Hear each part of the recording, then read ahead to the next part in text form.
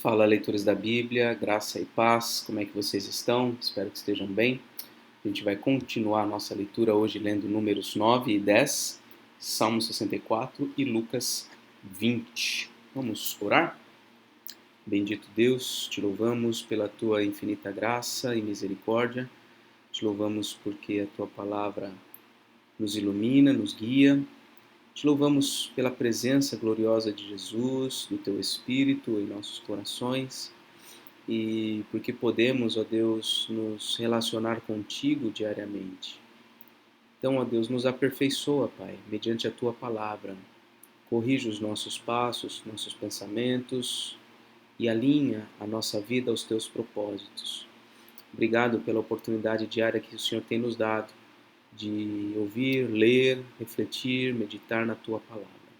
Agradecemos, oramos em nome de Jesus. Amém. Números 9. O Senhor falou a Moisés no deserto do Sinai, no primeiro mês do segundo ano, depois da saída do povo de Israel da terra do Egito, dizendo: Que os filhos de Israel celebrem a Páscoa no tempo determinado. No dia 14 deste mês, ao crepúsculo da tarde, vocês celebrarão a Páscoa no tempo determinado. Devem celebrá-la segundo todos os seus estatutos e segundo todos os seus ritos. Portanto, Moisés disse aos filhos de Israel que celebrassem a Páscoa. Então celebraram a Páscoa no dia 14 do primeiro mês, ao crepúsculo da tarde, no deserto do Sinai, segundo tudo que o Senhor havia ordenado a Moisés. Assim fizeram os filhos de Israel. Houve alguns que estavam impuros por terem tocado o cadáver de uma pessoa, de maneira que não puderam celebrar a Páscoa naquele dia. Por isso chegaram diante de Moisés e de Arão naquele mesmo dia e lhe disseram: Estamos impuros por termos tocado o cadáver de uma pessoa. Por que havemos de ser privados de apresentar a oferta ao Senhor no tempo determinado no meio dos filhos de Israel? Moisés lhes respondeu: Esperem e ouvirei o que o Senhor ordenará a vocês.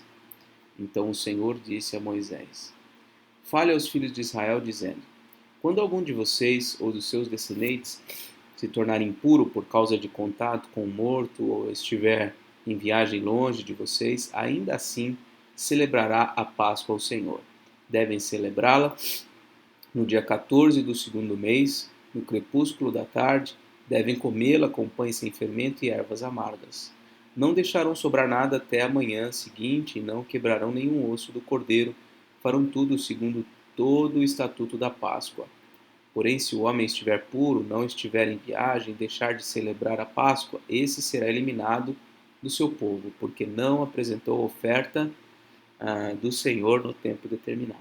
Tal homem levará sobre si o seu pecado. Se um estrangeiro habitar entre vocês e também quiser celebrar a Páscoa ao Senhor, deverá celebrá-la segundo o estatuto da Páscoa e segundo o seu rito. Vocês terão um só estatuto, tanto para o estrangeiro como para o natural da terra.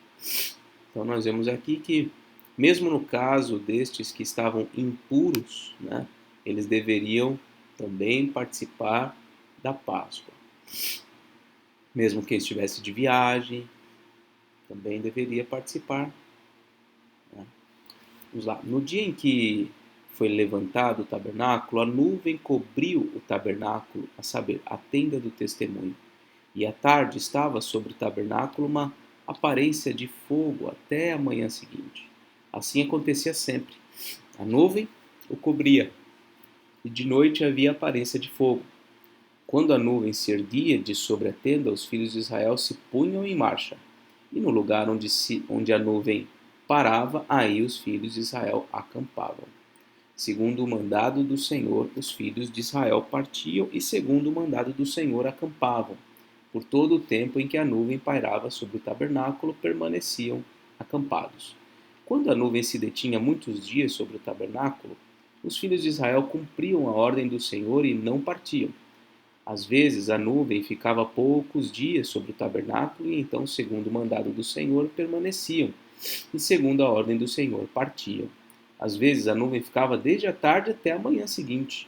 Quando pela manhã a nuvem se erguia, punham-se em marcha, quer de dia, quer de noite, erguendo-se a nuvem, partiam.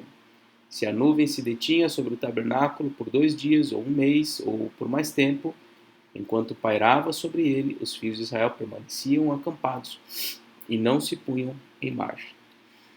Mas quando a nuvem se erguia, eles partiam.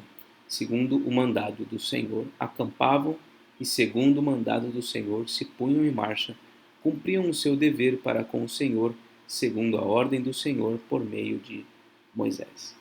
Então, o sinal de Deus para que o povo avançasse era que a nuvem que ficava sobre o tabernáculo, ela se levantava. Então ela se levantava, o pessoal tinha que levantar também, arrumar tudo e sair.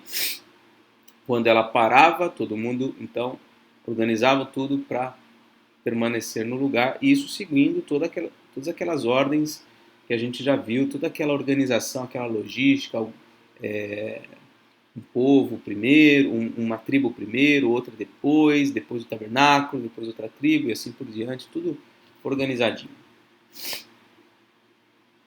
Números 10. O Senhor disse a Moisés: Faça 2 trombetas de prata batida, elas serão usadas por você para convocar a congregação e para dar o sinal de partida dos arraiais. Quando tocarem as 2 trombetas, toda a congregação se ajuntará a você à porta da tenda do encontro. Mas quando tocar uma só, se ajuntarão a você os chefes, as cabeças dos milhares de Israel. Olha que interessante, né? Tocou uma trombeta, vem a liderança. Tocou 2 trombetas, vem toda a congregação. Quando vocês derem um toque de alarme, partirão os arraiais que estão acampados do lado leste. Quando derem um segundo toque de alarme, então partirão os arraiais que estão acampados do lado sul. Para a partida deve soar um toque de alarme. Para reunir a congregação devem tocar as trombetas, mas não na forma de alarme. Olha só, tinha todo um sinal. Tocando uma vez na forma de alarme, saiu o pessoal do leste. Tocando 2 vezes na forma de alarme, saiu o pessoal do sul. Né? Quando era para reunir todo mundo, não era na forma de alarme, era uma coisa contínua. Os filhos de Arão, sacerdotes, tocarão as trombetas. Isso será para vocês por estatuto perpétuo, de geração em geração. Quando na sua terra vocês saírem a lutar contra os inimigos que os oprimem, também tocarão as trombetas na forma de alarme. E diante do Senhor, o Deus de vocês, haverá lembrança de vocês e serão salvos de seus inimigos. Também nos dias de alegria e nas festas fixas, e no princípio de cada mês toquem as suas trombetas sobre os seus holocaustos e sobre os seus sacrifícios pacíficos, para que sejam por memorial diante de Deus. Eu sou o Senhor, o Deus de vocês. Veja que até o aspecto sonoro, né, faz parte da organização e da vida civil, religiosa, enfim. A gente desacostumou, nós não temos hoje sinais sonoros, né? Na nossa sociedade. Bom, eu tenho com as meninas em casa alguns sinais sonoros, né? Por exemplo, se eu faço eu assobio aquele sonzinho do Power Rangers, né? Quem assistiu vai se lembrar, quando eu faço isso, elas vêm imediatamente, me abraçam e me dão um beijo. Então, assim, tem vários sinaizinhos, né? Às vezes não só de assobio, coisas que a gente tem em casa, né? Mas isso se perdeu muito na sociedade, né? A gente não tem, por exemplo, se tivermos um tsunami na Praia Grande, é que eu vi o filme do tsunami recentemente, né? Agora lá na Indonésia eu acho que deve ter sinais sonoros, né? Se bem que é coisas que às vezes nem dá para prever, mas enfim, a gente não tem na nossa cidade estrutura para tocar um sinal sonoro, para nos alertar a respeito de alguma coisa. Né? É possível que isso tenha em fortes de exército, né, em forças militares, esses sinais sonoros, em bombeiros, né, mas para a sociedade civil, que seria tão importante, né, isso não tem, infelizmente. E muitas tragédias até acontecem também por conta disso daí. Lembra da barragem, né, lá em Minas? Quantas pessoas não foram mortas não houve sinal sonoro, não houve nada, né? Então isso é muito importante para o povo se organizar. E a organização preserva vidas.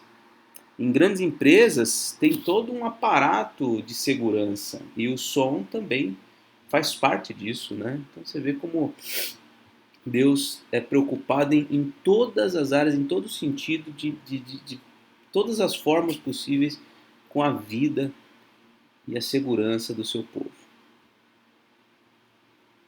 No segundo ano, no segundo mês, aos 20 dias do mês, a nuvem se ergueu de sobre o tabernáculo da congregação.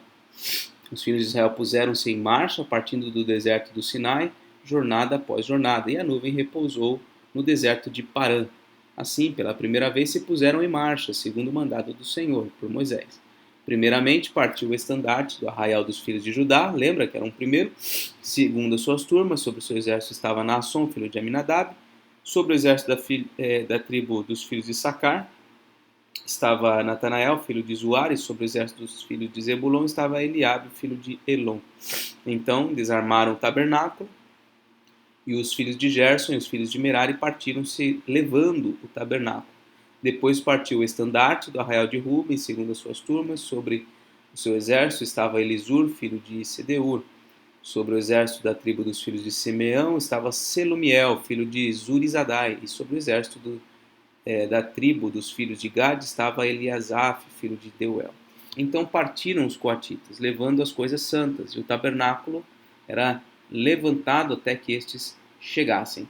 Depois partiu o estandarte do arraial dos filhos de Efraim, segundo as suas turmas, e sobre o seu exército estava Elisama, filho de Amiúde. Sobre o exército da tribo dos filhos de Manassés estava Gamaliel, filho de Pedazur, e sobre o exército das tribos dos filhos de Benjamim estava Abidã, filho de Gideoni.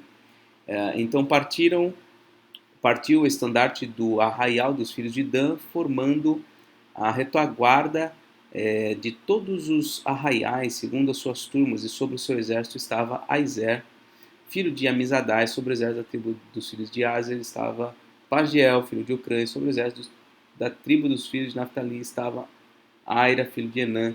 Nesta ordem puseram-se em marcha os filhos de Israel segundo os seus exércitos. Então, levantou a primeira vez, aí vai. Primeiro ensaio, né, aí, dessa marcha.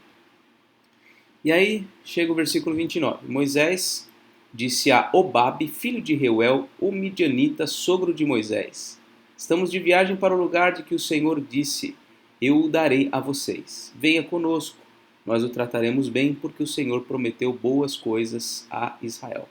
Queria que você notasse uma coisa aqui antes de continuar, a questão do nome de Obabe. Quando eu dei uma olhadinha aqui rápida, eu já notei, eu estranhei um pouco isso, né? Eu já li a Bíblia várias vezes, mas tem coisas que a gente não, detalhes que a gente não pega, e dessa vez eu percebi que o nome do sogro de Moisés em outros momentos é chamado Jetro, né? Mas também há um texto que fala que é Reuel. Esse Reuel provavelmente é o próprio Jetro, dois nomes para a mesma pessoa. E o Obabe seria o cunhado de Moisés, ou seja, o filho do Jetro barra Reuel, né? É bem estranho se a gente comparar com Juízes 4:11, que diz aqui, ó, ora, Éber, o queneu, tinha se afastado dos queneus, dos filhos de Obabe, sogro de Moisés. Obabe, sogro de Moisés. É outra dificuldade aqui. Peraí, se aquele Obabe é o cunhado, por que aqui está dizendo que ele é sogro, né? Então, realmente uma dificuldade para a gente interpretar aqui, tá? O que nos ajuda a esclarecer minimamente aí é que essa palavra sogro aqui, ela é um pouco adaptável, ela tem a ver com parente, parente próximo, e que o contexto vai dizer se é sogro, se é genro, se é cunhado, se essa é a dificuldade das traduções, tá bom? Na língua portuguesa a gente tem uma palavra para cada coisa bem definida, né? Sogro, genro, cunhado, tio, primo, primo de segundo grau, primo de terceiro grau, cocunhado, que mais? tio-avô, tia-avó, enfim, tem um monte, a gente tem um monte de termos. No hebraico, me parece que não tem tantas palavras para explicar detalhadamente todas essas relações, então a dificuldade se dá em torno disso daí, tá bom? Mas vamos seguir aqui. Então ele falou com esse Obabe e convidou ele, ó, venha conosco, vamos tratar bem vocês e tal. E aí, versículo 30, mas Obabe respondeu, não irei, prefiro voltar à minha terra e à minha parentela. Moisés insistiu, por favor não nos deixe, porque você sabe que devemos acampar no deserto, e você nos servirá de guia. Se vier conosco, faremos a você o mesmo bem que o Senhor Deus fizera a nós. Assim partiram do monte do Senhor e caminharam durante 3 dias. A arca da aliança do Senhor ia adiante deles durante esses 3 dias para encontrar um lugar de descanso para eles. A nuvem do Senhor pairava sobre eles de dia, quando partiam do arraial. Quando a arca partia, Moisés falava, levanta-te, Senhor, sejam espalhados os teus inimigos e fujam diante de ti os que te odeiam. E quando a arca parava, Moisés dizia, volta ao Senhor para os milhares de Israel. Muito bem. Um pouco estranho aqui essa expressão, né? Moisés falando que aquele homem seria o guia deles, quando na verdade é Deus quem guia o seu povo, né? Com a nuvem, né? Então um detalhe aqui, talvez aquele homem conhecesse mais o deserto do que Moisés, talvez Moisés estivesse se referindo a isso, de que o conhecimento humano, né, também tem serventia, ao mesmo tempo em que nós cremos na total condução e soberania de Deus sobre a nossa vida, enfim. Então, alguma reflexão sobre isso pode ser útil. Salmo 64. Pedido de proteção contra inimigos. Ao mestre de canto, Salmo de Davi. Ouve, ó Senhor, a minha voz na minha queixa. Preserva a minha vida do terror do inimigo. Esconde-me da conspiração dos malfeitores e do tumulto dos que praticam iniquidade. Eles afiam a língua como espada e apontam quais flechas, palavras amargas, para as escondidas atingirem o íntegro. Contra ele disparam repentinamente e não temem. Teimam no mau propósito, falam em secretamente armar ciladas e dizem, quem nos verá? Planejam iniquidades e dizem, o plano que fizemos é perfeito. Os pensamentos e o coração de cada um deles são um abismo. Mas Deus atira contra eles uma flecha. De repente ficarão feridos. Assim serão levados a tropeçar. A própria língua se voltará contra eles. Todos os que os veem balançam a cabeça. Todas as pessoas temerão e anunciarão as obras de Deus e entenderão o que ele fez. O justo se alegra no Senhor e nele confia, e se gloriam todos os retos de coração.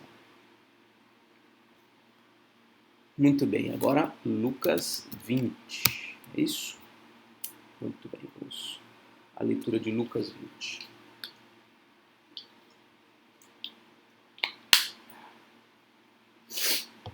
Aconteceu que, num daqueles dias, estando Jesus a ensinar o povo no templo e a evangelizar, chegaram os principais sacerdotes e os escribas, juntamente com os anciãos, e lhe perguntaram, diga-nos com que autoridade você faz estas coisas? Ou quem lhe deu esta autoridade? E Jesus respondeu, eu também vou fazer uma pergunta a vocês. Digam, o batismo de João era do céu ou dos homens? Então discutiram entre si. Se dissermos do céu, ele dirá, por que não acreditaram nele? Mas se dissermos dos homens, o povo todo nos apedrejará, porque está convicto de que João era profeta. Por fim responderam que não sabiam de onde era. E Jesus lhes disse, então eu também não lhes digo com que autoridade faço estas coisas. A seguir, Jesus passou a contar ao povo esta parábola. Certo homem plantou uma vinha, arrendou-a para uns lavradores e ausentou-se do país por prazo considerável. No devido tempo, mandou um servo aos lavradores para que lhe dessem do fruto da vinha. Mas os lavradores, depois de espancá-lo, o despacharam de mãos vazias.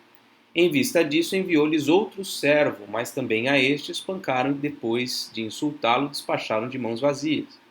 Mandou ainda um terceiro, também a este, depois de feri-lo, o expulsaram. Então o dono da vinha disse: Que farei? Enviarei o meu filho amado, talvez o respeitem.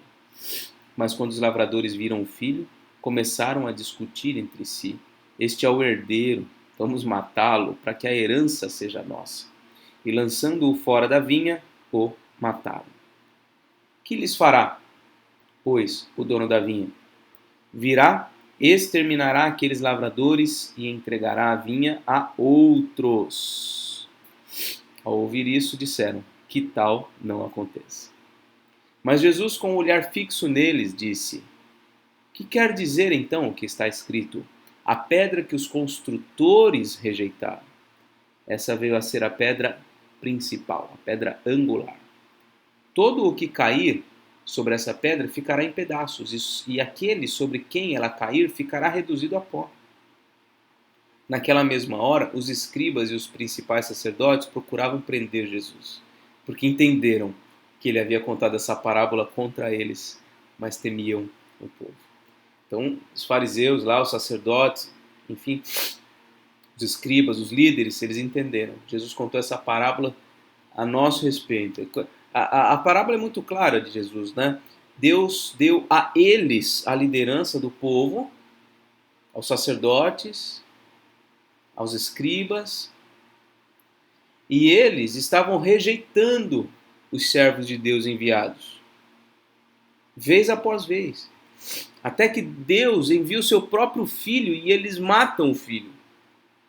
E aí diz aqui que Deus virá, os exterminará, entregará a vinha, o seu povo, a outros.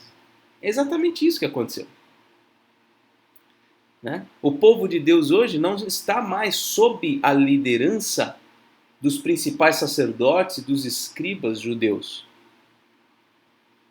A igreja hoje é governada por outros, por estrangeiros. Deus conferiu a liderança do seu povo a pastores, a líderes de diversas nações. Então, para vergonha deles, né? Para vergonha deles. Eles rejeitaram a pedra principal do edifício. Então, obviamente, o edifício eles tiveram de ser extirpados, exterminados, né? Afastados completamente da vinha do Senhor. Aliás, Isaías 5 tem uma ilustração muito interessante, se você quiser ler, a figura da vinha como povo de Deus. Também é muito interessante se você quiser acrescentar a leitura de hoje. Isaías 5, tá? Eles passaram a vigiar Jesus. Enviaram espiões que se fingiam de justos para ver se o apanhavam em alguma palavra, a fim de entregá-lo à jurisdição e à autoridade do governador. Olha a conspiração, né? Pessoas ali infiltradas no círculo de discípulos de Jesus para ver se conseguiam pegar alguma coisa errada nele, né? Então lhe perguntaram: Mestre, sabemos que o senhor fala e ensina corretamente e não se deixa levar pela aparência das pessoas, mas ensina o caminho de Deus segundo a verdade. É lícito pagar imposto a César ou não? Mas Jesus, percebendo a artimanha deles, respondeu: Mostra-me um denário. Denário, que é aquela moedinha, né? Que representa o valor de um dia de trabalho. De quem é a figura e a inscrição nessa moeda? Eles responderam: de César. Então Jesus lhes disse: Pois deem a César o que é de César e a Deus o que é de Deus. Não puderam apanhá-lo em palavra alguma diante do povo, e admirados de sua resposta, calaram-se. Chegando alguns dos saduceus que dizem não haver ressurreição, perguntaram a Jesus: Mestre, Moisés nos deixou escrito que se um homem casado morrer sem deixar filhos, o irmão desse homem deve casar com a viúva e gerar descendentes para o falecido. Ora, havia 7 irmãos. O primeiro casou, morreu sem filhos. O segundo e o terceiro também casaram com a viúva, e assim foi com os 7. Todos morreram sem deixar filhos. Por fim, morreu também a mulher. Portanto, na ressurreição, de qual deles a mulher será esposa? Porque os 7 casaram com ela. Jesus respondeu: Os filhos deste mundo casam e se dão em casamento. Mas os que são considerados dignos de alcançar a era vindoura e a ressurreição dentre os mortos não casam, nem se dão em casamento, pois não podem mais morrer, porque são iguais aos anjos e são filhos de Deus, sendo filhos da ressurreição. E que os mortos ressuscitam, Moisés o indicou no trecho referente à sarça, quando afirma que o Senhor é o Deus de Abraão, o Deus de Isaac, o Deus de Jacó. Ora, Deus não é Deus de mortos, e sim de vivos, porque para ele todos vivem. Então alguns dos escribas disseram: boa resposta, mestre. E não ousaram mais fazer perguntas a Jesus.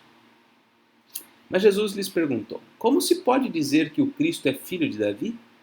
Pois o próprio Davi afirma no livro dos Salmos: Disse o Senhor ao meu Senhor: Sente-se à minha direita até que eu ponha os seus inimigos por estrada dos seus pés. Portanto, Davi o chama de Senhor. Então, como ele pode ser filho de Davi? Esses textos todos, a gente já leu em Mateus, em Marcos, eu não estou comentando tanto sobre eles, porque a gente já passou por eles, eu já comentei bastante, tá bom? Quando todo o povo estava reunido, Jesus disse aos seus discípulos: Cuidado com os escribas, que gostam de andar com vestes talares e muito apreciam as saudações nas praças, as primeiras cadeiras das sinagogas e os primeiros lugares nos banquetes. Eles devoram as casas das viúvas e, para o justificar, fazem longas orações. Estes sofrerão juízo muito mais severo. Então, está alertando o povo a tomar cuidado com esses líderes que são líderes de aparência, né? Eles gostam de aparecer, eles gostam de ser vistos, eles gostam enfim, de estar em evidência, mas na verdade eles são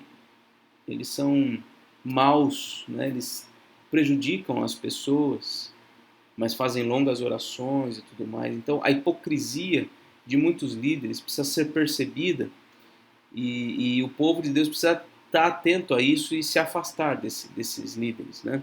Nas cartas de Paulo, de Pedro, a gente vê várias instruções a respeito disso, né? Os falsos mestres que precisam ser identificados e precisam ser afastados.